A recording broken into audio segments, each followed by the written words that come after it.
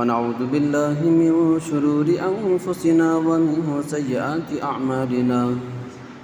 من يهد الله فلا مضل له ومن يضلله فلا هادي له ونشهد أن لا إله إلا الله وحده لا شريك له ونشهد أن سيدنا ونبينا وحبيبنا وشفيعنا ومولانا محمدا عبده ورسوله أما بعد فأعوذ بالله من الشيطان الرجيم بسم الله الرحمن الرحيم وأعدوا لهم ما استطعتم من قوة ومن رباط الخيل ترهبون به عدو الله وعدوكم وآخرين من دونهم لا تعلمونهم الله يعلمهم وما تنفقوا من شيء في سبيل الله يوفى إليكم وأنتم لا تعلمون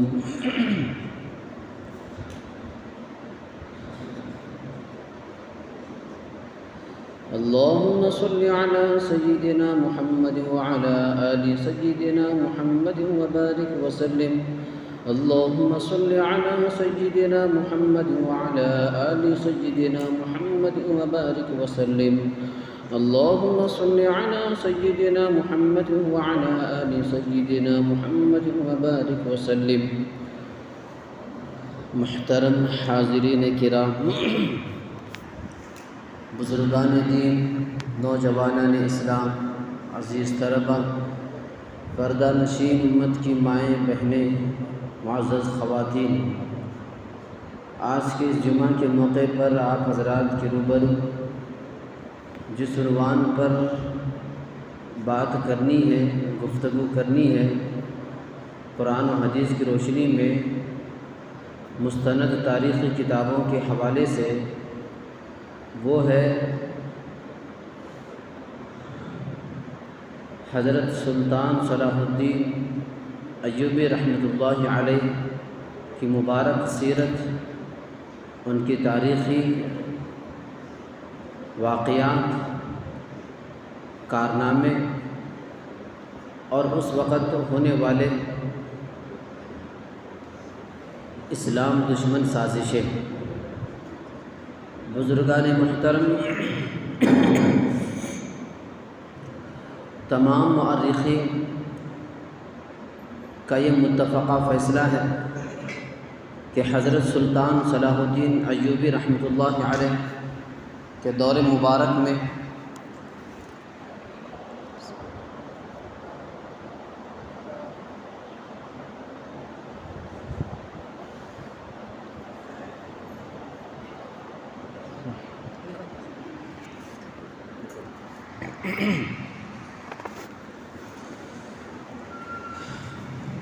اسلام پر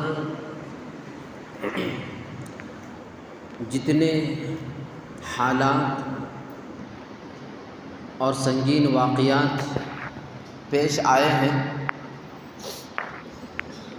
اتنے کسی دور میں نہیں آئے۔ آج کے بھی تقریباً مورخین کا، دانشوران کا یہ فیصلہ ہے کہ حضرت صلاح الدین ایوبی رحمۃ اللہ علیہ کے دور حکومت میں، جس وقت انہوں نے حکومت کا تخت سنبھالا، حکومت کی باغ دوڑ کو سنبھالا تھا، اس وقت اندرونی اور بیرونی حالت بہت زیادہ بدتر تھی۔ جگہ جگہ فتنے عروج پر تھے، خلافت برائے نام رہ چکی تھی، سارا کا سارا اختیار اور طاقت اور قدرت وزیروں کے ہاتھ میں تھی، خلیفہ برائے نام تھا، اور پوری اسلامی سلطنت صلیبیوں کی اعلی کار بن چکی تھی، صلیبیوں کے غلام بن چکی تھی۔ عرب حکمران جتنے بھی تھے وہ سب کے سب یہودی اور صلیبیوں کے تختہ مشق بنے ہوئے تھے۔ ایسی حالت میں، ایسے دور میں ایسے پرخطر دور میں حضرت صلاح الدین ایوبی رحمۃ اللہ علیہ نے حکومت کی باغ دوڑ کو سنبھالا اور پھر اسلامی نظام کو مضبوط کیا، اسلامی سلطنت کو مضبوط کیا، اسلامی شناخت جو کھوئی ہوئی تھی، اسلامی عزت جو کھوئی ہوئی تھی، دوبارہ حضرت صلاح الدین ایوبی رحمۃ اللہ علیہ نے اس کو واپس لایا، عزت بخشا، اسلام کو سربلند کیا، سرخرو کیا۔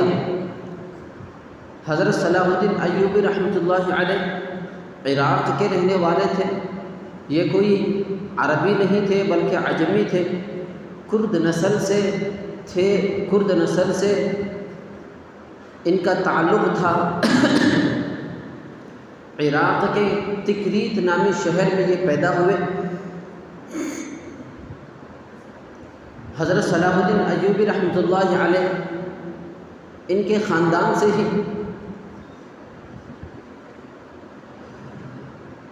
فوجی اور جنگی حربوں کو سیکھنے کا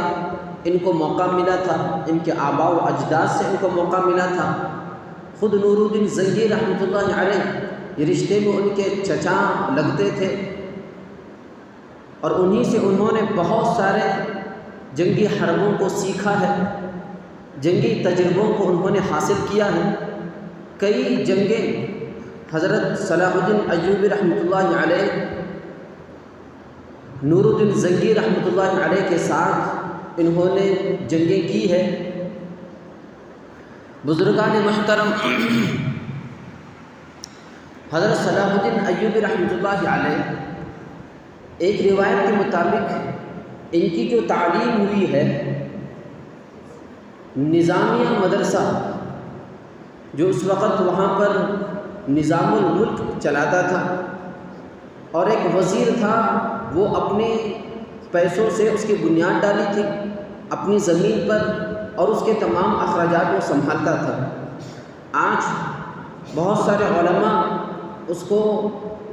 وہی مدرسہ کہتے ہیں جو مدرسہ آج ازہریہ کے نام سے جانا جاتا ہے، اور اس مدرسے میں بہت سارے بزرگان دین تعلیم حاصل کیے، بہت سارے بزرگان دین وہاں سے نکلے، علماء، فضلاء، اور کئی جگہ پورے عالم میں انہوں نے تبلیغ کا، دین کا، اسلام کا کام کیا۔ تو ان کی تعلیم حضرت صلاح الدین ایوبی رحمۃ اللہ علیہ کی اسی نظامیہ مدرسے سے ہوئی تھی۔ ایک مرتبہ کا یہ واقعہ ہے، کیونکہ نظام الملک جو یہ مدرسہ چلاتے تھے بہت زیادہ مخلص تھے، بہت ہی زیادہ خلوصی نیت سے انہوں نے اپنے اخراجات اس پہ لگائے تھے، صرف کیے تھے، بہت زیادہ محنتیں کی تھی۔ یہ جو میں واقعہ کہہ رہا ہوں، اس طرح کے واقعات کوئی اور بزرگان دین کے ساتھ اور ان کی طرف بھی یہ منسوب ہے، لیکن کتابوں کے اندر یہ واقعہ ان کی طرف بھی ایک منسوب ہے۔ نظام الملک جب ان کو یہ بات پہنچی کہ آپ جس مدرسے کے تعلق سے اتنا سوچتے ہیں، فکریں کرتے ہیں، محنتیں کرتے ہیں، اور جس مقصد سے یہ مدرسہ لے کر کے چلنے کا آپ عزم رکھتے ہیں، آپ جا کر کے دیکھیے تو صحیح کہ وہاں پڑھنے والے کیسے کیسے طلباء آتے ہیں، ان کی کیا نیتیں ہیں۔ آپ کی نیت تو اسلام کو سربلند کرنے کی ہے، آپ کی نیت تو اسلام کی نشر و اشاعت ہے، اس کی تبلیغ ہے، اس اعلاء کلمت اللہ ہے، دین کی تبلیغ اور اس کو پھیلانا ہے، وہاں مجاہدین کا پیدا کرنا ہے، مبلغین کو، مفسرین کو، علماء اور حفاظ کا پیدا کرنا، جو سچی طلب لے کر کے اسلام کو پھیلانے کی نیت سے پڑھتے ہوں، ایسے علماء آپ تیار کرنا چاہتے ہیں۔ لیکن آپ تھوڑا سا جا کر کے چکر تو ماریے، دورہ تو کیجئے، اور ان کی نیتوں کو پرکھیے، معلوم تو کیجئے کہ پتہ چلے گا کہ وہاں کیسے کیسے طلباء پڑھنے کے لیے آتے ہیں۔ تو لہٰذا ان کا دورہ ہوا، انہوں نے دیکھا، اور وہ بہت زیادہ فکر مند تھے۔ ہو سکتا ہے کہ واقعات کئی بار پیش آیا ہو، تو وہ گئے، اور جانے کے بعد انہوں نے دورہ کیا۔ طلباء جو پڑھتے تھے ایک ایک سے بلا کر کے انہوں نے پوچھا کہ آپ کا کیا مقصد ہے، تو کوئی کہتا کہ فلاں جگہ میرا باپ قاضی ہے، ان کے بعد میں قاضی بنوں گا یہاں سے پڑھ کر، اور فلاں کہتے کہ میں حافظ عالم اور جو ہے علوم اور فنون حاصل کروں گا، اور اس کے بعد میں اپنے علاقے میں جا کر، میں اپنی بستی میں جا کر کے تجارت کروں گا، وہ کام کروں گا، یہ کام کروں گا، میں وہ عہدے پر فائز ہو جاؤں گا، وہ منصب حاصل کروں گا۔ اس طرح ایک دنیاوی چیز کی طرف انہوں نے، وہ طلباء نے اپنے آپ کو منسوب کیا۔ بہت زیادہ افسوس نظام الملک کو ہوا، اور پھر اس کے بعد دھیرے دھیرے دیکھتے دیکھتے ایک ٹمٹماتی روشنی میں ایک بچہ تعلیم حاصل کر رہا تھا اور قرآن اور پڑھ رہا تھا، کتابیں پڑھ رہا تھا۔ نظام الملک نے جا کر کے پوچھا کہ آپ اتنے اس چھوٹی سی روشنی میں آپ کیا پڑھ رہے ہیں اور آپ کیا کرنا چاہتے ہیں، کیوں پڑھ رہے ہیں؟ تو انہوں نے کہا کہ میرا ارادہ ہے، میرا عزم ہے، میرا مقصد ہے کہ یہاں سے میں تعلیم حاصل کروں گا اور ایک دن انشاءاللہ بیت المقدس کو فتح کروں گا۔ یہ نیت سنتے ہی نظام الملک بہت زیادہ خوش ہوئے، بہت زیادہ مسرت ان کو حاصل ہوئی۔ خوشی میں انہوں نے یہ اعلان کرا دیا کہ اس ایک بچے کے وجہ سے میں سارے مدرسے کو چلاؤں گا۔ اس جیسے ایک بچہ بھی اگر یہاں سے فارغ ہو کر کے گیا اور دوسرے طلباء اگر ایسے ہزاروں بھی ہو تب بھی مجھے کوئی غم نہیں، ایک بچہ بھی یہاں سے نکل کر کے بیت المقدس کو فتح کرے گا تو میری ساری کی ساری محنتیں کارگر ثابت ہو جائیں گی، اللہ کے یہاں مقبول ہو جائیں گی، میں مدرسے کو بند نہیں کر سکتا۔ لہٰذا یہ نیت سے انہوں نے جو ہے مدرسہ چلانا شروع کیا۔ اسی مدرسے سے حضرت صلاح الدین ایوبی رحمۃ اللہ علیہ وہاں سے فارغ ہو کر کے پھر اس کے بعد انہوں نے کارنامے انجام دیے۔ حضرت صلاح الدین ایوبی رحمۃ اللہ علیہ بہت ہی زیادہ جنگجو، نڈر، بے باکی اور بہت زیادہ متقی اور پرہیزگار تھے، بہت ہی زیادہ اللہ کا خوف رکھنے والے، نیک پارساں پرہیزگار انسان تھے، اللہ کا خوف رکھنے والے، عبادات کرتے تھے، اللہ تبارک و تعالیٰ کے احکامات کے مکمل پابند تھے، صوم و صلاۃ کے پابند تھے۔ جس وقت انہوں نے حکومت کی بازدور سنبھالی وہ واقعہ یوں تھا کہ اس وقت ان کے اوپر جو حالات تھے، 3 قسم کے حالات تھے۔ سب سے پہلی حالت یہ تھی کہ جو آپس میں ارکان سلطنت میں، شاہی دربار میں بہت سارے غدار پیدا ہو چکے تھے، یہودی ایجنٹ، صلیبی ایجنٹ پیدا ہو چکے تھے، اور صلیبیوں کے اعلی کار تھے، ایک بات جو ہے وہ اپنے آقاؤں کو پہنچاتے تھے اور ایک بات کی جاسوسی کیا کرتے تھے۔ اور حضرت صلاح الدین ایوبی رحمۃ اللہ علیہ جب بھی اپنی شاہی دربار میں بیٹھتے تو بیت المقدس کو فتح کرنے کی باتیں کہا کرتے تھے۔ ان کی حکومت کو سنبھالنے کا موقع ایسا ہوا کہ نور الدین زنگی رحمۃ اللہ علیہ چونکہ وہ دمشق کے بادشاہ تھے اور وہاں اسی کی نگرانی میں، اسی کی زیر نگین یہ مصر چلتا تھا، مصر کے اندر ایک والی کو مقرر کرنا ہوتا تھا، اور بہت سارے دوسرے بھی یہ نظر لگائے ہوئے تھے کہ نور الدین زنگی مجھے بنائے گا والی، نور الدین زنگی مجھے والی بنائیں گے۔ لیکن حضرت صلاح الدین ایوبی رحمۃ اللہ علیہ کی نظر حضرت نور الدین زنگی رحمۃ اللہ علیہ کی نظر حضرت صلاح الدین ایوبی رحمۃ اللہ علیہ پر پڑی، کیونکہ انہوں نے دیکھ لیا تھا کہ اس بندے کے اندر بڑی جستجو ہے، بہت ہی سچی طلب ہے، ایک دھن ہے، ایک جذبہ ہے اس کو کام کرنے کا، اور پھر بچپن ہی سے ان کو یہ شوق تھا کہ ایک نہ ایک دن میں بیت المقدس کو فتح کروں، اور یہی جذبہ نور الدین زنگی رحمۃ اللہ علیہ کے اندر بھی تھا۔ تو اسی وجہ سے ان کی نظر پڑی حضرت صلاح الدین ایوبی رحمۃ اللہ علیہ کو، وہاں کا والی مقرر کیا گیا، اور پھر اس کے بعد جب نور الدین زنگی رحمۃ اللہ علیہ آخری دن اپنے گن رہے تھے تو انہوں نے جو ہے ان کو حضرت صلاح الدین ایوبی رحمۃ اللہ علیہ کو بادشاہ بنا دیا۔ بادشاہ بنانے کے بعد یہ حالات پیدا ہوئے، تقریباً نور الدین زنگی رحمۃ اللہ علیہ کی جو وفات ہوئی ہے وہ 1171 عیسوی میں پیدا ہوئی، وفات ہوئی ہے، وہ فوت ہو چکے ہیں۔ جب انہوں نے بادشاہت کی، سلطنت کی باغدور کو سنبھالا، کئی سارے حالات آئے، تو سب سے پہلی حالت تو یہ غداروں کی تھی، اور اس کے اندر ایک ناجیہ نامی غدار تھا، ناجیہ نامی غدار تھا۔ یہ بہت زیادہ حضرت صلاح الدین ایوبی رحمۃ اللہ علیہ کو بے نقاب کرنے، اور ان کو شراب کا عادی بنانے اور حسین عورتوں کا، لڑکیوں کا وہ زنا میں مبتلا کرانے کی بہت زیادہ کوششیں کیا کرتا تھا، اور مال کی لالچ دے کر وہ جو جذبہ اور ایک امنگ رکھتے تھے بیت المقدس کو فتح کرنے کا، صلیبیوں سے لڑنے کا، وہ جذبہ کسی طرح ان کا ٹھنڈا ہو جائے، یہ بھی دوسرے حکمرانوں کی طرح، یہ بھی دوسرے حکمرانوں کی طرح یہ بھی ایک لٹو ہو جائے یہودیوں کا، صلیبیوں کا، بڑی کوشش میں رہتا تھا لیکن وہ ناکام رہا۔ دوسری حالت یہ تھی کہ اسی ارکان سلطنت کے اندر حضرت صلاح الدین ایوبی رحمۃ اللہ علیہ کے اوپر وہ یہ تھی کہ عوام کی ذہنیت کو بنانا، کیونکہ اس وقت ان کے دور حکومت میں جو عوام تھی، اور چونکہ الناس علی دین ملوکہ، لوگ عوام اور وہاں کے باشندگان جو ہوتے ہیں وہ اپنے حکمرانوں کے دین پر ہوتے ہیں۔ مطلب یہ ہے، دین کا مطلب یہ ہے کہ وہ جس طرز سے اپنی حکومت کو کرتے ہیں، اگر اپنا حاکم بدبخت ہے تو وہ بدبختی کے آثار عوام پر پڑتے ہیں، اگر وہ دیندار ہے تو دینداری کے آثار پڑتے ہیں، اگر وہ ظالم ہے تو وہ اس کے ظلم کرنے، اس کے ظالمانہ طرز حکومت کے آثار عوام پر پڑتے ہیں، اگر وہ منصف ہے تو اس کی منصفانہ آثار، ادوار و اطوار وہ عوام پر پڑتے ہیں۔ تو اس طرح ہوا کرتا تھا، کیونکہ اس وقت سارے کے سارے، سب کے سب تقریباً حکمران عیاشی میں مبتلا تھے، عیش عشرت میں مبتلا تھے، بہت زیادہ غلط اثرات عوام پر پڑے ہوئے تھے۔ تو حضرت صلاح الدین ایوبی رحمۃ اللہ علیہ نے معاشرے کی اصلاح کے لیے، عوام کی اصلاح کے لیے پہلا کام جو انہوں نے کیا وہ یہ کیا، بہترین اماموں کی تقرری کی، اور جو مدارس کے اندر پڑھانے والے مدرسین تھے وہ بھی بہترین مدرسین کی انہوں نے تقرری کی، کیونکہ ان کو پتہ تھا جمعہ کے اندر ایک بہت بڑی تعداد آتی ہے، جمعہ کے اندر جو کہا جاتا ہے، یہ چیخنے چلانے سے جو کام ہوتا ہے وہ آپ بازو میں بیٹھ کر کسی ایک جگہ بیٹھ کر وہ کام نہیں ہوتا، جو کام جمعہ کے اسٹیج سے ہوتا ہے۔ اگر ایک ہی وقت میں معاشرے کے اندر پھیلنے والی تمام برائیوں کو اگر مسجد کے ممبر سے اگر کہنا شروع کر دے تو آپ دیکھیں کتنی جلد انقلاب آ سکتا ہے۔ امام اگر، علماء اگر، دانشوران اگر، ائمہ اگر،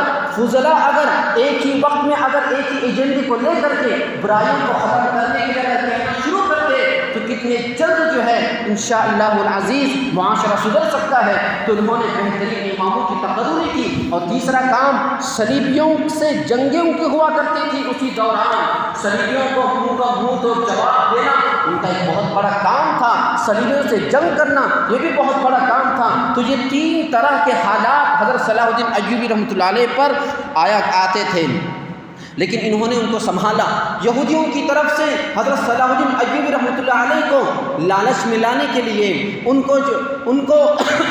اپنا لٹو بنانے کے لیے تین طرح کی کوششیں انہوں نے کی۔ پہلی کوشش حسین لڑکیوں کو بھیجنا، دوسری کوشش شراب کا عادی بنا کر کے، تیسری کوشش مال کی لالچ دے کر کے، اور ہر زمانے میں یہودی یہ تین کاموں کے ذریعے سے حکمرانوں کو اپنے انڈر میں لے کر، اپنے ماتحت میں لے کر کے ان کو بڑی بڑی شخصیت بننے سے ان کو روکا ہے۔ یہی تین چیزیں حضرت ٹیپو سلطان شہید رحمۃ اللہ علیہ جیسی ایسی شخصیت کہیں یہ مسلمان نہ بن جائیں،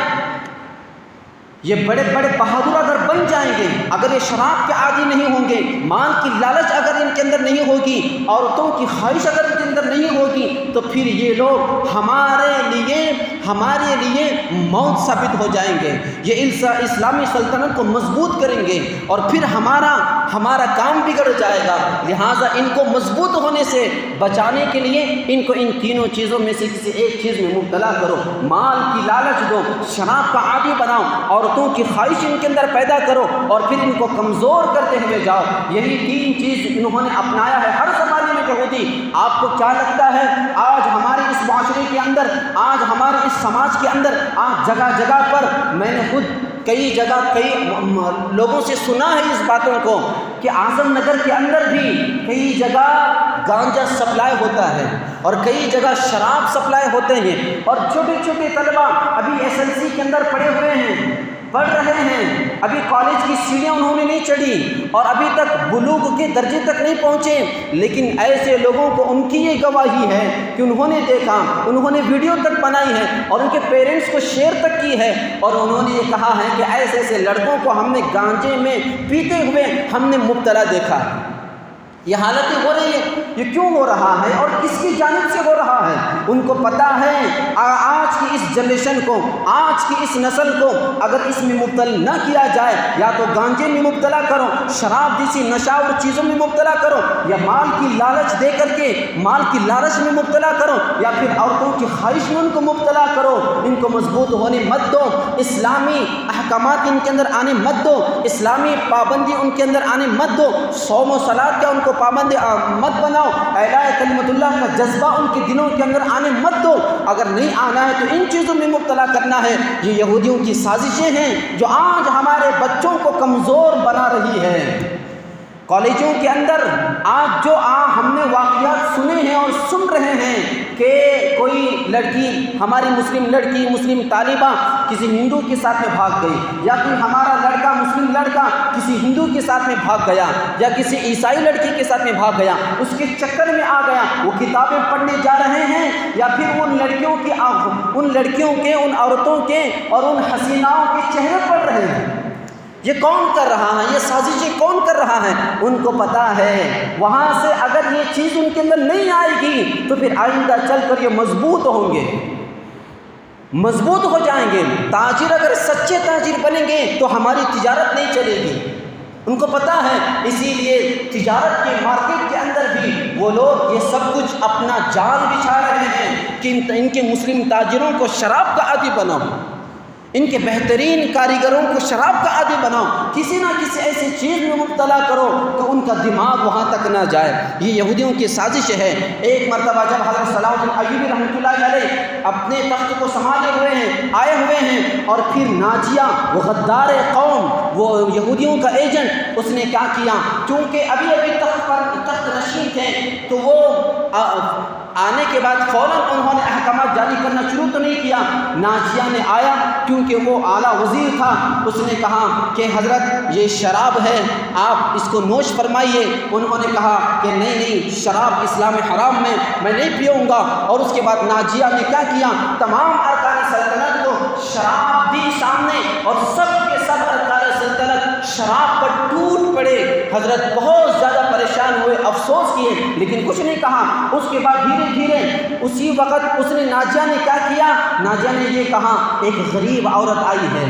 غریب لڑکی آئی ہے، اپنی فریاد لے کر کے آئی ہے اور آپ سے ملنا چاہتی ہے۔ اور پھر کہا ٹھیک ہے لے کر آ جاؤ، لیکن ناجیہ نے کہا وہ آپ سے اکیلے میں ملنا چاہتی ہے،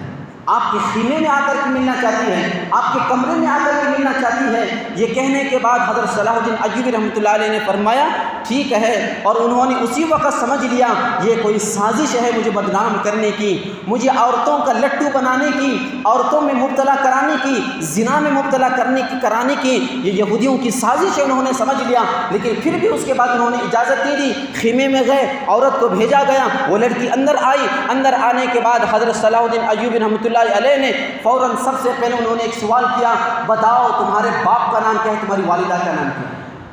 چونکہ اس وقت وہ لڑکیاں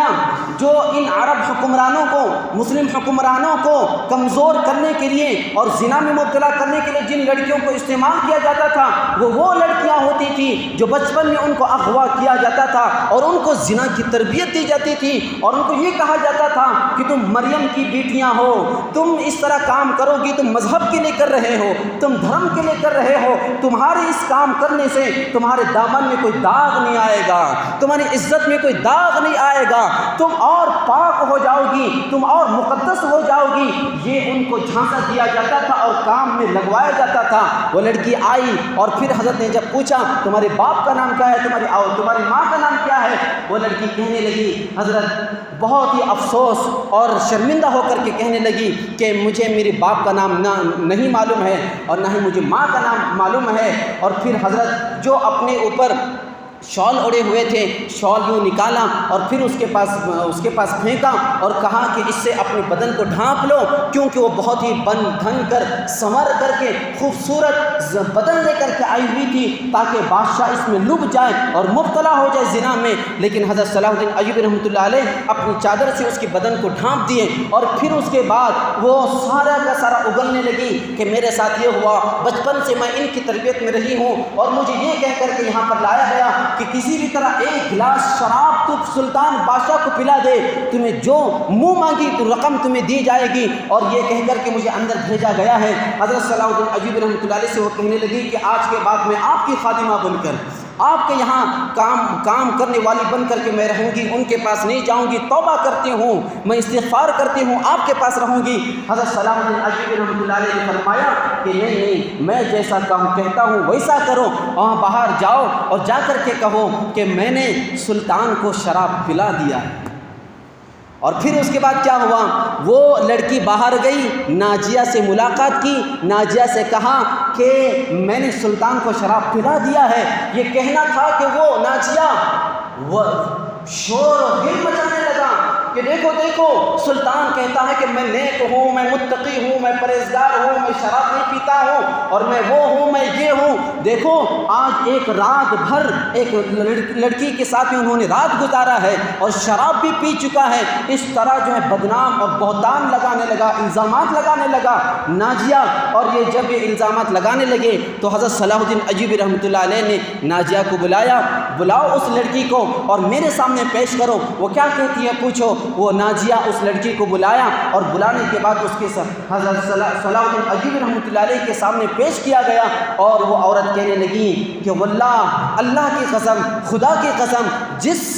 جس عیسیٰ کو میں مانتی ہوں اور جس مذہب کو میں مانتی ہوں، اس کی عزت کی قسم، میں جانتی ہوں اس جیسا شریف میں نے پوری زندگی کے اندر نہیں دیکھا ہے۔ اس نے تو مجھے آنکھ اٹھا کر کے نہیں دیکھا، اور واللہ اس نے شراب کو ہاتھ تک نہیں لگایا ہے۔ ایسا پاک باز مرد، ایسا پاک دامن مرد میں نے پوری زندگی میں نہیں دیکھا ہے۔ اس طرح اس کو خاموش بٹھایا گیا، اور اس ناجیہ جو کہ یہودی ایجنٹ تھا، اس کو حضرت صلاح الدین ایوبی رحمۃ اللہ علیہ نے اس طرح بے نقاب کر دیا، ایکسپوز کر دیا۔ تو بزرگان محترم، یہ حالتیں ہوئی ہیں، اور بہت سارے واقعات حضرت صلاح الدین ایوبی رحمۃ اللہ علیہ کو ورغلانے اور ان کو کمزور کرنے کے لیے بہت سارے یہودیوں کی طرف سے کوششیں ہوئی ہے۔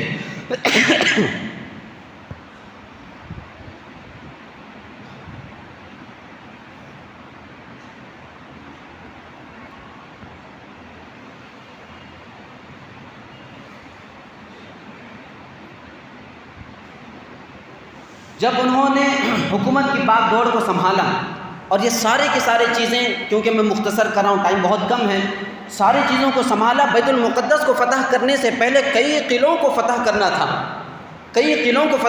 تھا، اس میں سے ایک گستاخ رسول بھی تھا،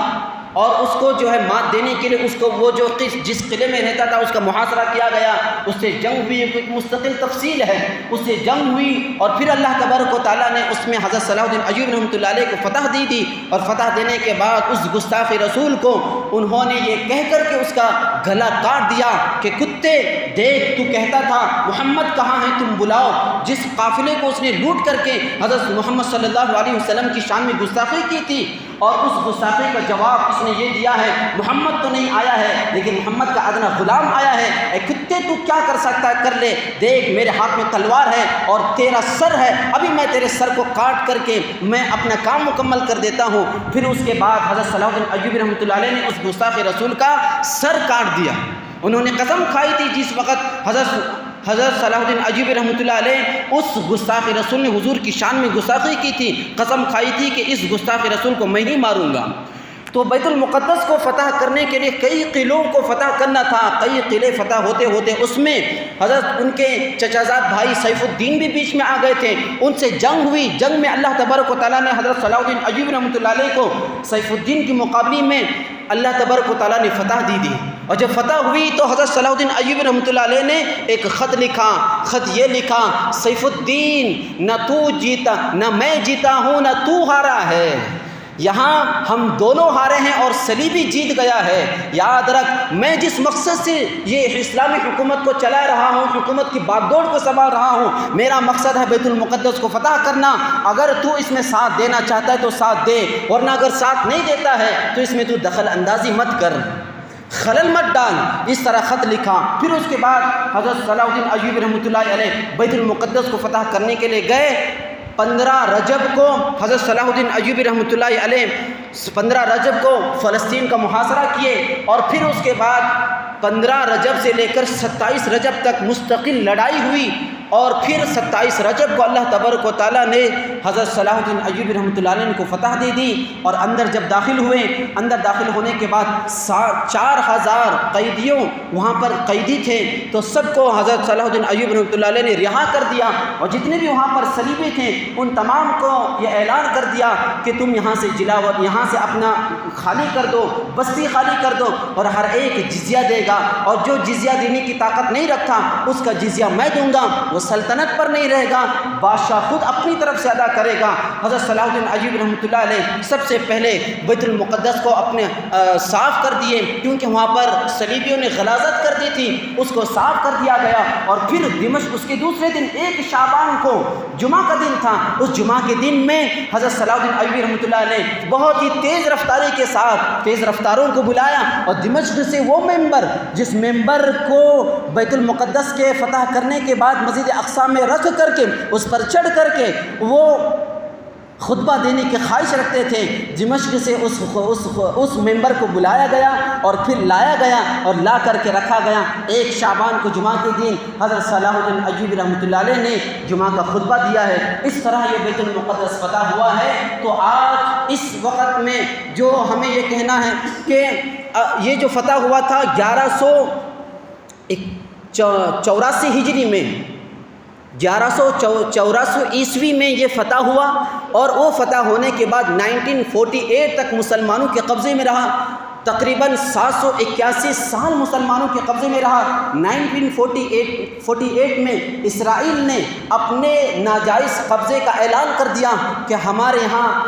ایک ریاست ہے، ہمارا ایک اسٹیٹ ہے، ہمارا ایک ملک ہے۔ تو 781 سال تک مسلمانوں کے قبضے میں رہا، اور پھر اس کے بعد یہ قبضے سے نکل گیا ہے، اور ابھی یہ جنگ جاری ہے۔ تو جب وہ صلاح الدین ایوبی رحمۃ اللہ علیہ نے فتح کیا تھا تو اس کے درمیان میں جو عیسائیوں کے صلیبیوں کے قبضے میں رہا، حضرت عمر فاروق رضی اللہ عنہ کے فتح کرنے کے بعد سے لے کر کے حضرت صلاح الدین ایوبی رحمۃ اللہ علیہ کے دور حکومت تک جو صلیبیوں کے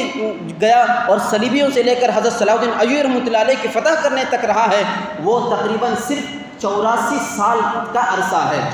اس 84 سال کے عرصے میں اللہ تعالیٰ نے امت میں صلاح الدین ایوبی رحمۃ اللہ علیہ جیسی شخصیت کو پیدا کر کے مسجد اقصی کو فتح کروا دیا ہے۔ آج بھی 1948 سے لے کر 2023 چل رہا ہے، تقریباً 60-70 سال گزر چکے ہیں، لیکن امت میں کوئی صلاح الدین ایوبی رحمۃ اللہ علیہ پیدا ہونے کو تیار نہیں،